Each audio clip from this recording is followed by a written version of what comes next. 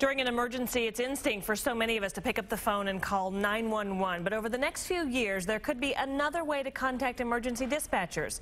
KSHB is here to explain. Well, Krista, right now we are so used to dialing 911 in case of an emergency, but that could soon change now that these 4 major cell phone providers are working to make it possible for you to text 911 in case you have an emergency.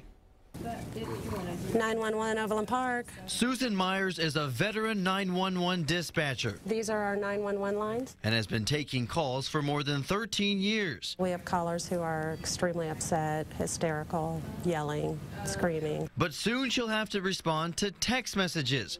Now that the FCC announced that by May of 2014, about 90% of cell phones will be able to text 911 for help. I don't know how that would work.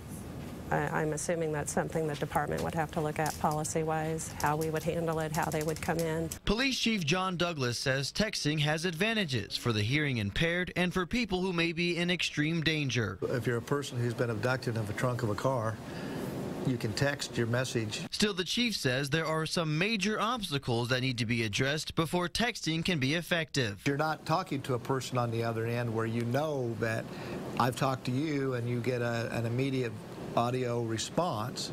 You're firing a message into the ether and hoping that you get a response. Hello, Overland Park Police. Myers says texting would slow things down and make explaining first aid procedures extremely difficult. I feel like it would also limit the information we could get from callers, and sometimes that's what keeps our officers the safest, is the more information we have, the safer they are. The safer they are, the more they're able to help the citizen.